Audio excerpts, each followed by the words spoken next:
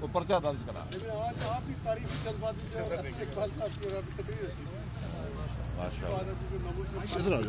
आप आए मैं दूर जाऊँ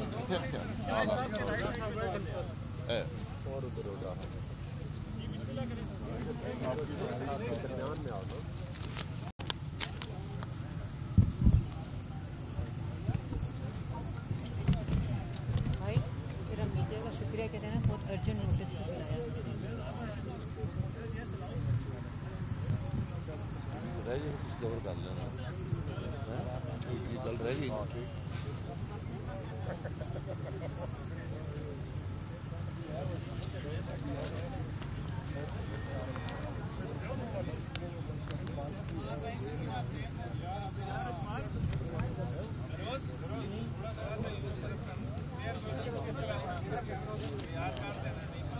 ये सारे गिर नहीं जाएंगे, मुश्किल काम है। रखिएगा बस, ठीक है, इससे ज़्यादा नहीं हो सकता। वहाँ से नीचे पक्का डिब्बा है। ठीक है जी, ठीक है दोस्तों।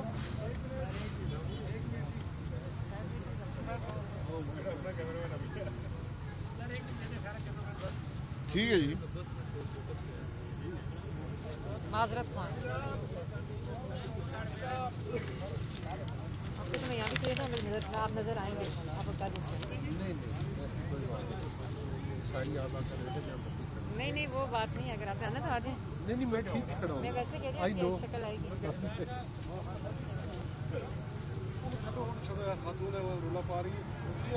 कौन रेडी जी, आगाज करें, बिस्मिल्लाह करें जी। नहीं वो पूछ लेना यार। नहीं वो वैसे ही, इट्स अ नहीं वो डिस्ट्रैक्शन, कह रहे हैं फॉरगेट इट। शुरू करें जी। जी करें, करें। टाइम हो गया जी। ओ टाइम हो, ठीक है जी। अच्छा, बिस्मिल्लाहिर्रहमानिर्रहीम। आज मुल्क की पार्लिमानी तारीख में एक और स्याह दिन था।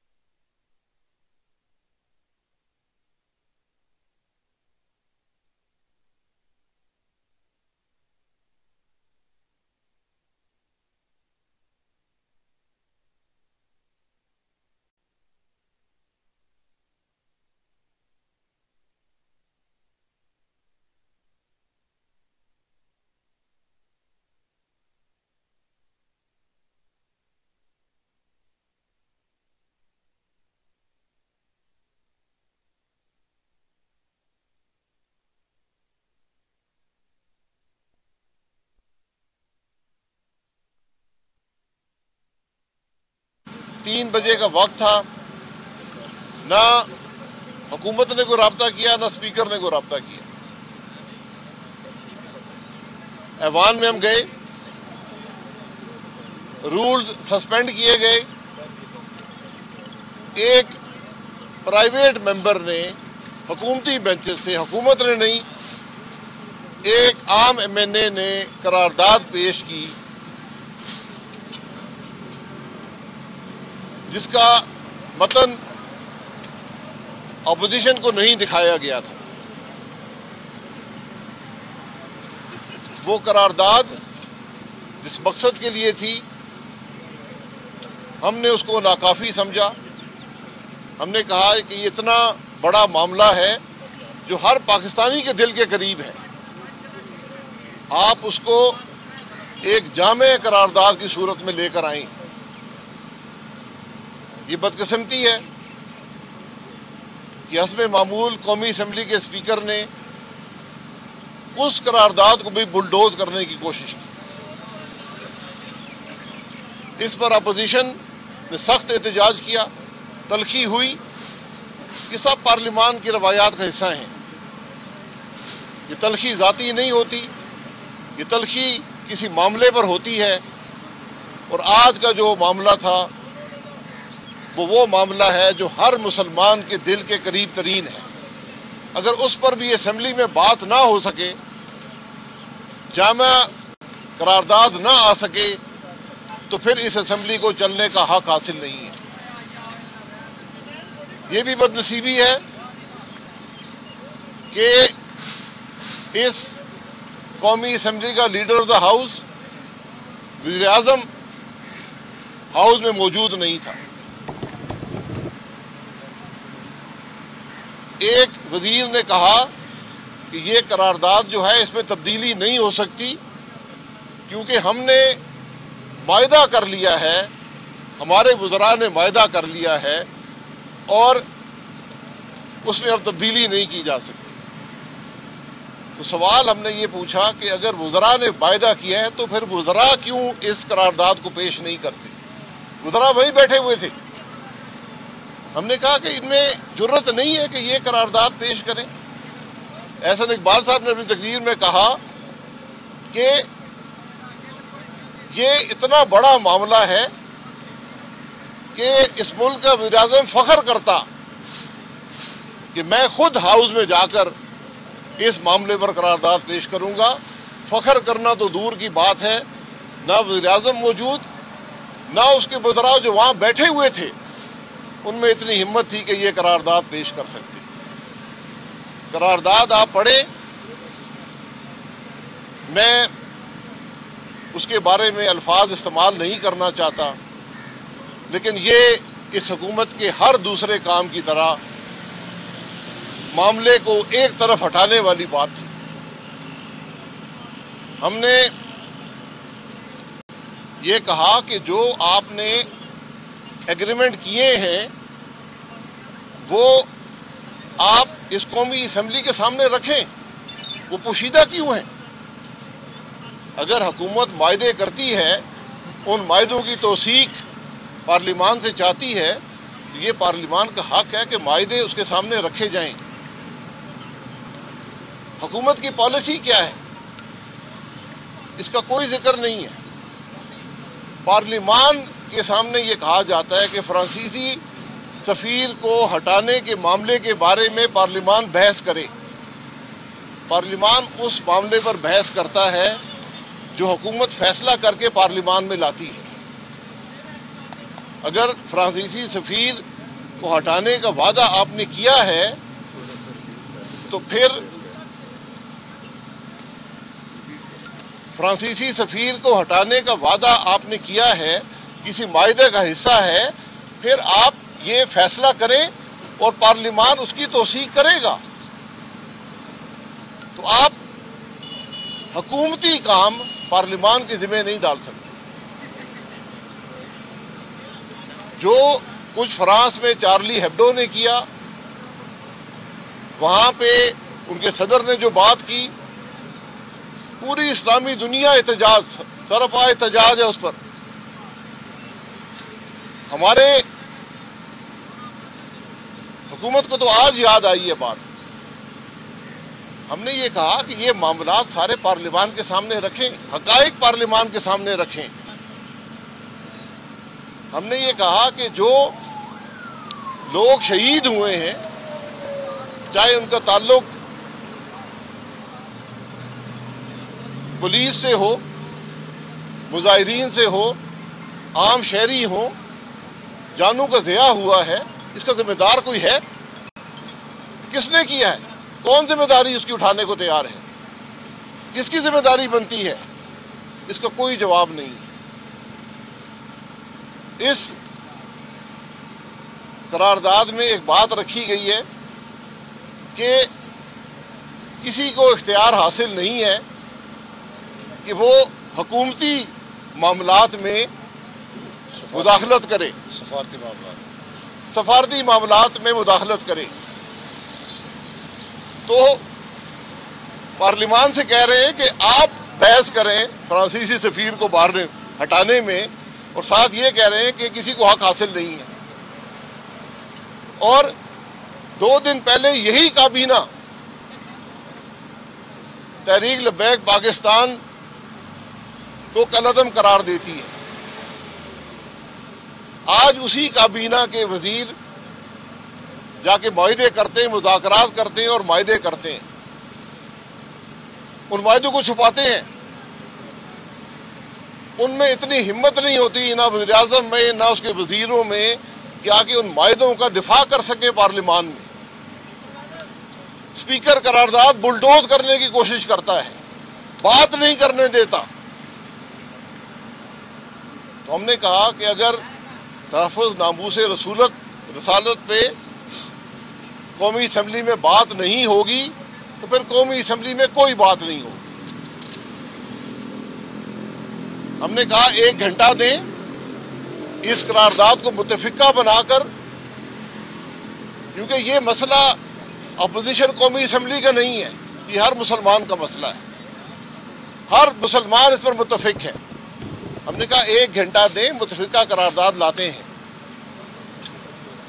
स्पीकर साहब ने एक वजीर को मौका दिया। बदकिस्मती है इस मुल्क की कि ऐसे वजीर मौजूद हैं जिन्होंने फिर यहां पर तफरीक पैदा करने की कोशिश की, कुफर का फतवा दिया, कुफर के फतवे दिए।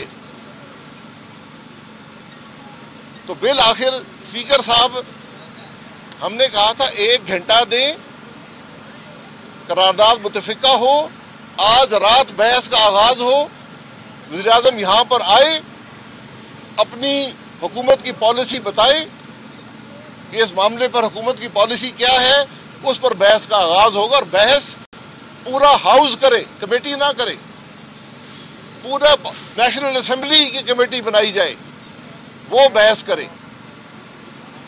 तो स्पीकर साहब 72 घंटे के लिए ऐवान को मौखर करके फरार हो गए।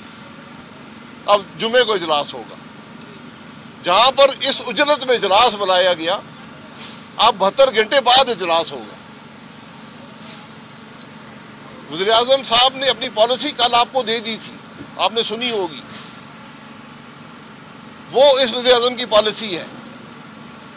उस पॉलिसी का अगर दिफा करे ना वज़ीर आज़म असेंबली के फ्लोर पर, अगर इसमें हिम्मत है, जुर्रत है, ये लीडर ऑफ द हाउस है, मुल्क का वज़ीर आज़म है, जो हर तीसरे दिन कौम से खिताब करता है, अगर उसमें हिम्मत है, हाउस में आकर अपनी बयान की हुई पॉलिसी का दिफा करे, हम उसको चैलेंज करते हैं, हम उसके वज़रा को चैलेंज करते हैं।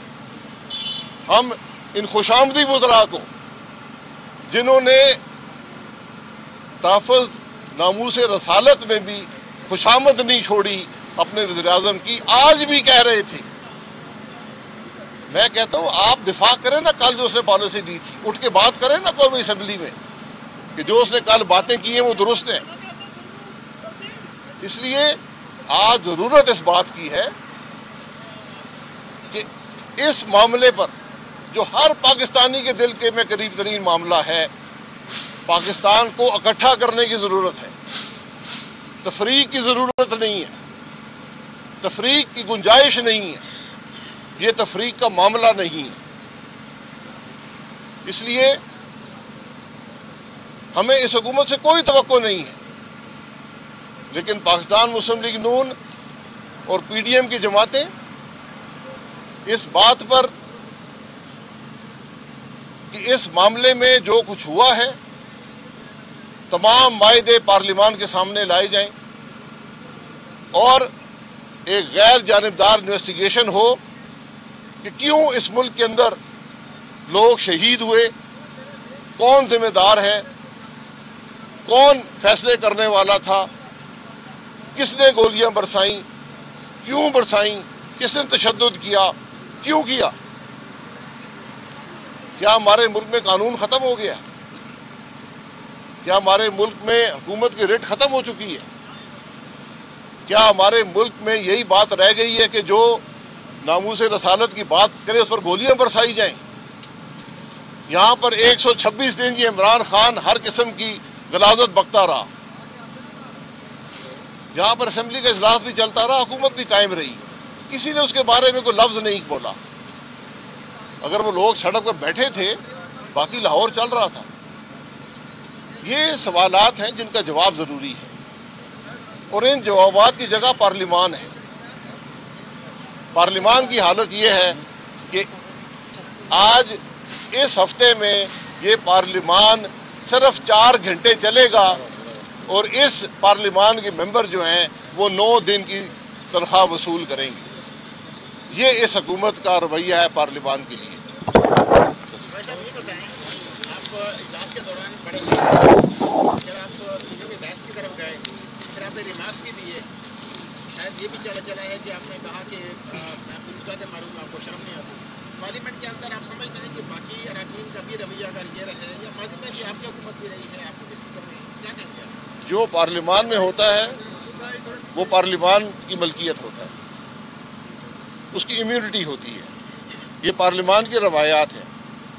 ہمارا اسپیکر صاحب سے کوئی ذاتی جھگڑا نہیں ہے، لیکن اگر اسپیکر صاحب ہاؤس کا احترام نہیں کر پائیں گے، وہ اپوزیشن کا احترام نہیں کر پائیں گے، وہ بولنے کی اجازت نہیں دیں گے،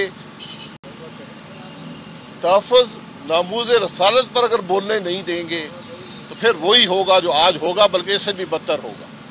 سر حکومتی وزراء کا بھی جو ہے شدید رد عمل ہے کہ شاہد خاقان عباسی نے جو ہے دھمکی دی ہے اسپیکر کو اور کہا ہے کہ میں جوتا ماروں گا، تو یہاں تک بتائی کیوں ہے اور آپ سمجھتے ہیں کہ معاملہ؟ میں نے کہا یہ پارلیمان کا حصہ ہے، نوبت اس وقت آتی ہے جب آپ بات نہ کرنے دیں۔ میں نے اس ہاؤس میں 32 سال گزارے، اسپیکر صاحب کل آئے ہیں، ہم نے اسپیکر دیکھے ہیں، ہاؤس کس طرح چلتا ہے یہ بھی دیکھا ہے۔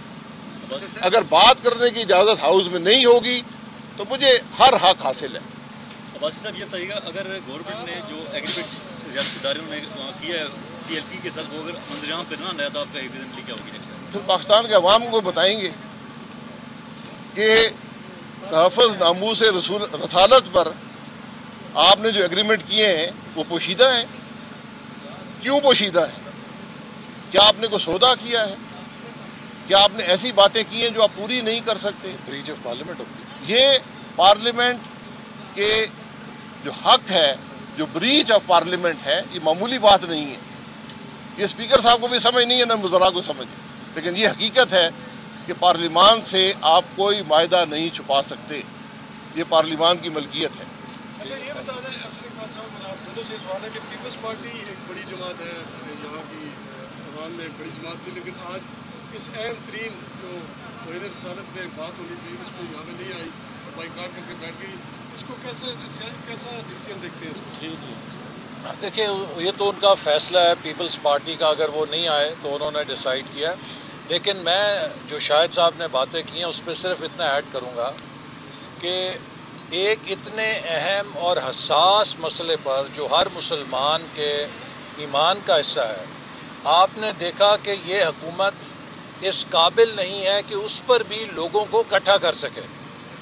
آج مذہبی امور کے وزیر نے، جن کا کام ہے کہ وہ ایک مسلمانوں کے درمیان ہی نہیں بلکہ بین المذاہب بھی ہم آہنگی پیدا کریں، جو ریلیجس افیئرز کا منسٹر ہوتا ہے اس کا بیسک کام ہے کہ وہ انٹر فیتھ ہارمنی پر بھی کام کرے اور جو مسلمان ہیں ان کو بھی آپس میں مذہب کو ایک یونیفائر بنائے۔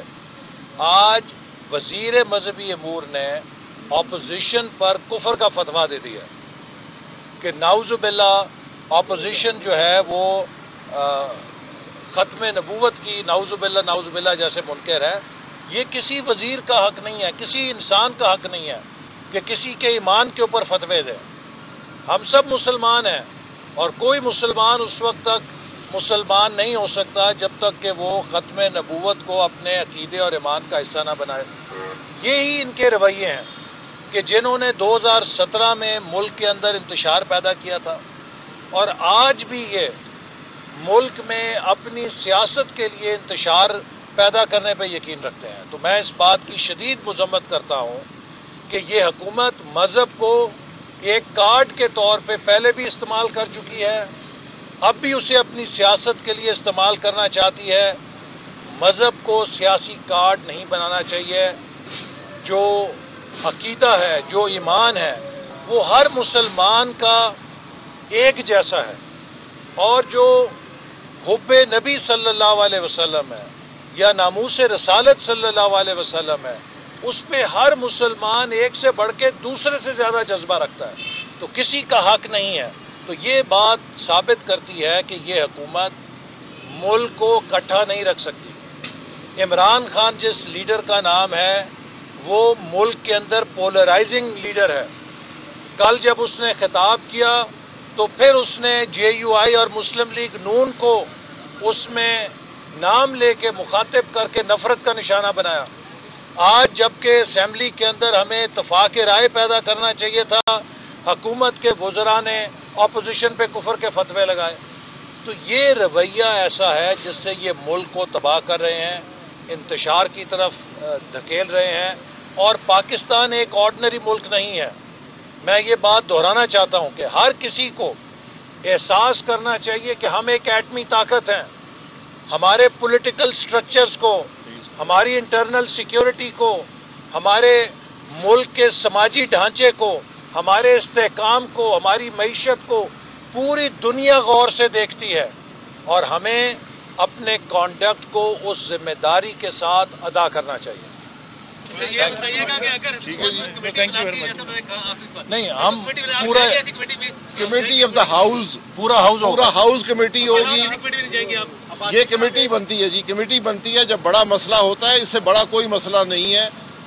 Committee of the whole house rules کے اندر گنجائش ہے، پہلے بھی بنی ہے، آج ضرورت ہے اس کی. بھائی صاحب یہ بتائیے گا کہ ایک ایسی تنظیم جسے پہلے کالعدم قرار دیا گیا، پھر اس کے ساتھ مذاکرات کیے گئے، اس کے اوپر ایوان میں کس حیثیت میں بحث ہو رہی ہے، کیا یہ قانونی ہے یا غیر قانونی ہے؟ اور دوسرا یہ کہ جو آپ کہا گیا کہ جمعے کو متفقہ قرارداد آئے گی، اس حوالے سے ابھی تک آپ سے حکومت نے کوئی رابطہ کیا ہے؟ حکومت نے نہ رابطہ کیا نہ توقع ہے.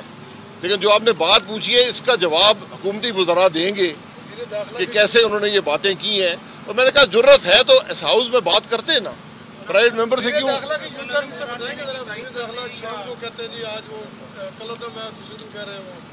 وزیر داخلہ کا وزیر اعظم یو ٹرن ہے تو وہ بھی یو ٹرن، سارے یو ٹرن ہیں. ٹھیک ہے جی، اوکے، تھینک یو. یہ لائیں نا ہاؤس میں کہ کیوں کل عدم قرار دیا، یہ ہاؤس میں لائیں.